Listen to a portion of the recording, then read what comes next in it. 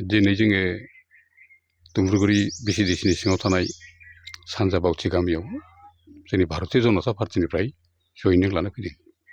सार न'खर बेसे? बेहाय गासै 17 न'खर दं आरो बे 17 न'खराव दिनैसिमाव जोंजों 29 जन जयनिं जाग्रोबाय। माखासेया दाबावैनो जोंजों जगाजगखौ लागोन।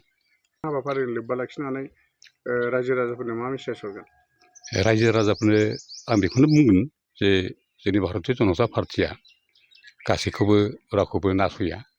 जेखौ सरकारि आसनि बेखौ जाहाथे गासिबो मोनजोबो बे नोजोरखौ लायो आरो इयुनाव जोङो खना खनला दतमा समस्थिनि गासैबो गोदोसोनाय गामिफोरखौनो लानानै जोङो इयुनाव जौगाथायनि हाबाफारिखौ मावलांनो होननानै बेनि सोमोन्दैनो जों दा मावगासिनो दङ।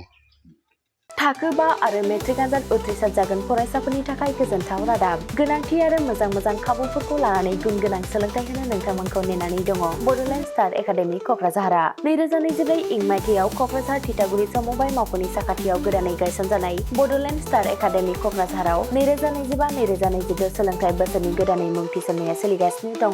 बड'लेण्ड स्टार एकाडेमियाव 6 थाखोनिफ्राय 9 थाखोसिमनि फरायसाफोरा बर' बिजोङाव आरो 11 थाखोनिफ्राय 12 थाखोसिमनि फरायसाफोरा बर' बिजों आरो इंराजि बिजोङाव मुं थिसननो हागोन। बेनि थाखाय आर'ज बिलाइ आरो फान्डुलिपि बिलाइगासिनो दङ। 11 थाखोनिफ्राय 12 थाखोसिमनि फरायसाफोरनि थाखाय आखा-फाखा आरो रोंगौथि गोनां फोरोंगिरिफोरखौ लानानै साइन्स, कमार्स एन्ड आर्टस मोनथाम स्ट्रिमनि सायाव फरायसाफोरखौ गुन गोनां सोलोंथाइ होनानै बायदि बिथिंजों सोरगिदिं जौगाखांनाय लाबोनो साखाफारा क'क्राझारनि थिथागुरियाव थानाय बड'लेण्ड स्टार एकाडेमिया।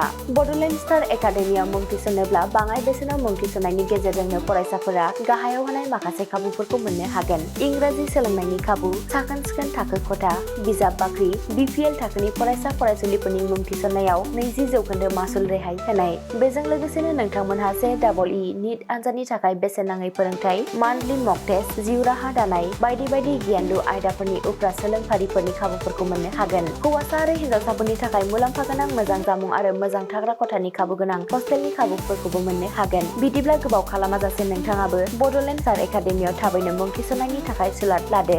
आबुङै मिथिनो थाखाय जानबुं अनजिमा 6000349997 एबा 7638008149 एबा 6003494371 आव फोनांजाब खालामदो।